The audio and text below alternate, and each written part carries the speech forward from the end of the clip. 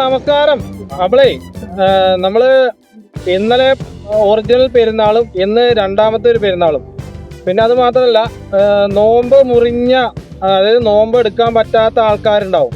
നോമ്പ് സമയത്ത് നോമ്പ് ചിലപ്പോൾ നമുക്ക് കിട്ടില്ല, ചില സാഹചര്യങ്ങളിൽ നമുക്ക് കിട്ടിയെന്ന് വരില്ല. അപ്പോൾ അതിന് വേണ്ടിയിട്ട് 6 ദിവസം കൂടി നോമ്പുണ്ടെന്ന് എൻ്റെ അടുത്ത് ഒരു സുഹൃത്ത് പറയണ്ടായി.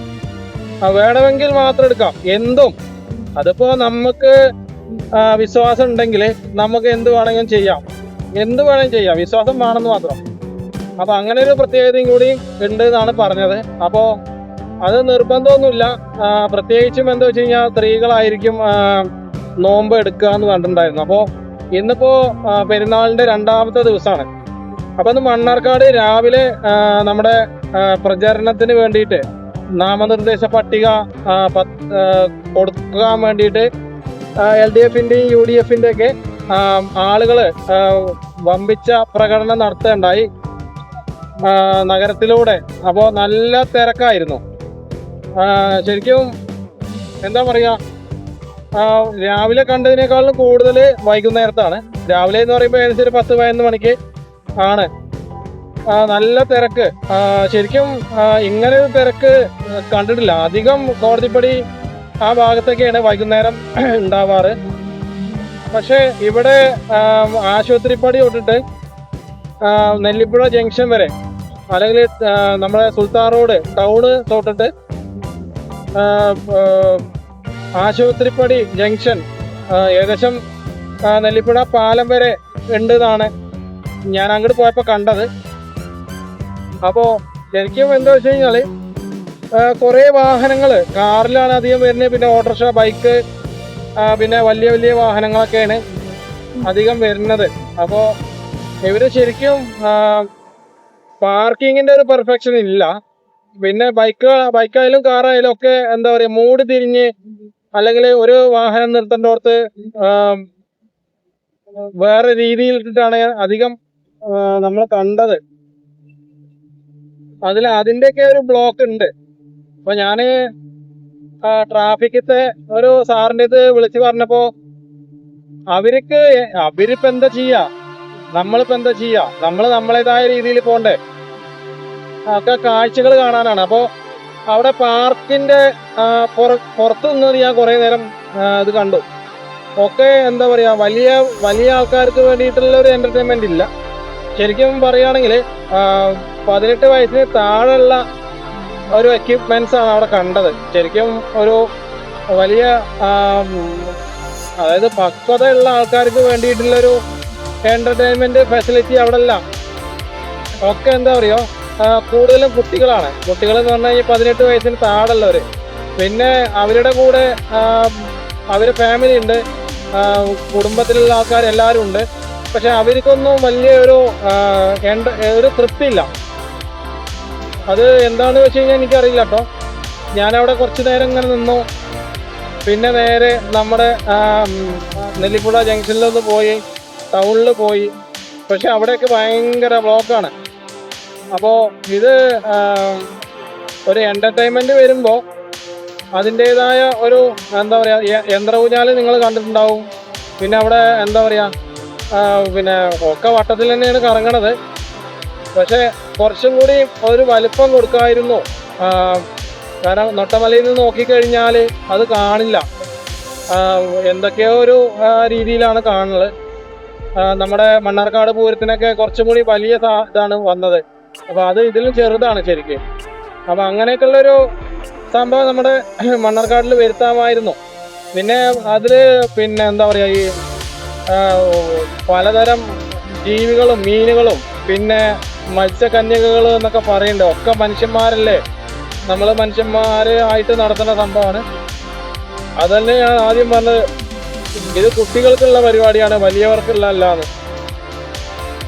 അപ്പോൾ ഒരാൾക്ക് 10 വയസ്സ് തൊട്ടിട്ട് പിന്നെ അങ്ങോട്ട് 100 രൂപയാണ്. അത് ഫുൾ ടിക്കറ്റാണ്, ഒരാൾക്ക് 100 രൂപ വെച്ചിട്ട്.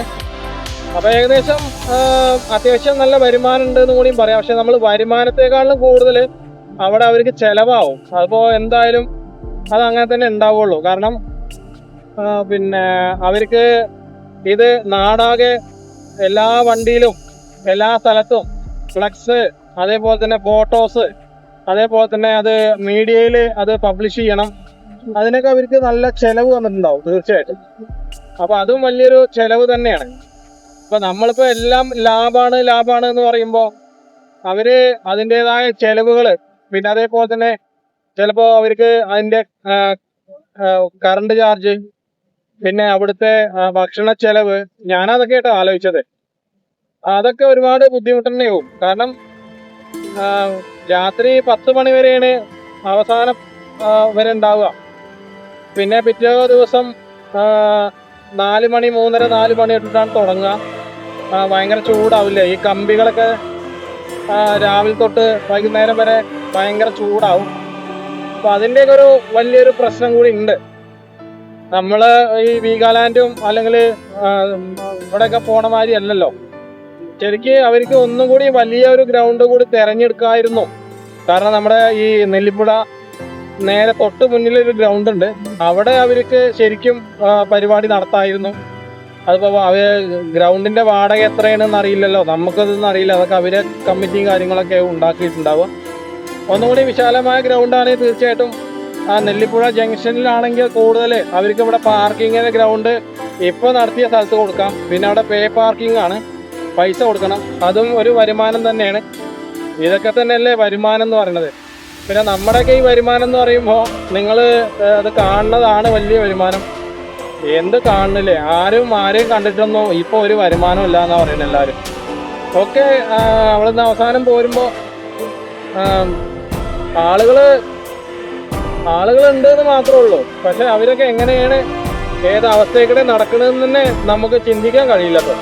കാരണം ഒന്നാമത്തെ കാര്യം പൈസ ഇല്ലാത്തതിന്റെ പ്രശ്നം തന്നെയാണ്. ഇനിയിപ്പോ ഈ ഇലക്ഷൻ കഴിഞ്ഞാൽ എന്താവും അവസ്ഥ എന്നുള്ളത് നമുക്ക് ചിന്തിക്കാനും കൂടി കഴിയില്ല. കാരണം അത്രയും മോശമാവും തീർച്ചയായിട്ടും. അതിൽ ഇനിയിപ്പോൾ 10 റുപ്യ കൂടിയാൽ എന്തായാലും 10 റുപ്യ അല്ലെങ്കിൽ 5 റുപ്യ കമ്മിയാവില്ല. അത് ആ 10-ൽ തന്നെ നിൽക്കും. അപ്പോൾ ഇതിങ്ങനെ വിലക്കയറ്റം, കാരണം കേരളത്തിലെ സംബന്ധിച്ചിട്ട് ലോകത്ത് ഏറ്റവും കൂടുതൽ വിലക്കയറ്റമുള്ള സംസ്ഥാനം അത് നമ്മുടെ കേരളം തന്നെയാണ്. എല്ലാത്തിനും വിലയാണ്. എന്തിനാണ് ഇപ്പോൾ വില ഇല്ലാത്തത്? അപ്പോൾ ഒരാൾക്ക് ഒരു 100 രൂപ എന്ന് പറയുമ്പോൾ അത് വലിയൊരു വില തന്നെയാണ്. പ്രത്യേകിച്ച് സാധാരണക്കാര്, പൈസക്കാരെന്തായാലും അങ്ങോട്ട് വരില്ല. അത് അവർക്കൊക്കെ അത് ശരിക്കും പറയുകയാണെങ്കിൽ ഈ നമ്മൾ ഈ കടയിൽ നിന്ന് അല്ലെങ്കിൽ പൂരത്തിനൊക്കെ നമ്മൾ കളിപ്പാട്ടങ്ങൾ വാങ്ങി കളിക്കില്ലേ, അല്ലെങ്കിൽ കാണില്ലേ, അതേപോലത്തെ ഒരു ആറ്റിറ്റ്യൂഡാവും അവർക്ക്. ഇതൊക്കെ ശരിക്കും പറയുകയാണെങ്കിൽ നോർമലായിട്ട് മിഡിൽ ക്ലാസ്സിലുള്ള ഫാമിലിയാണ് അധികം വരുന്നത്. പിന്നെ അത് കാഴ്ചകൾ കാണാനായിട്ട് കുറേ പേര് അവിടെ വന്നിട്ടുണ്ട്. പക്ഷെ അവർ കാഴ്ചകളും കാണുന്നുണ്ട്, പിന്നെ കുറേ ബ്ലോക്കും ആക്കുന്നുണ്ട്. എന്തായാലും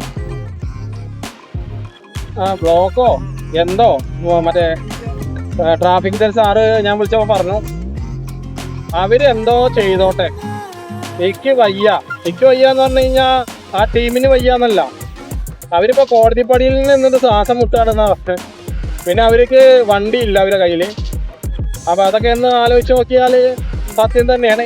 അപ്പോൾ നമുക്കിപ്പോൾ എല്ലാവരെയും ഒരേപോലെ നമുക്ക് നോക്കാൻ കഴിയില്ല. നമ്മളൊക്കെ കുറച്ച് ഞാൻ ബ്ലോക്കിൻ്റെ കാര്യമായിട്ടാണ് പറഞ്ഞത്, ട്രാഫിക് ബ്ലോക്കിൻ്റെ കാര്യമാണ് പറഞ്ഞത്.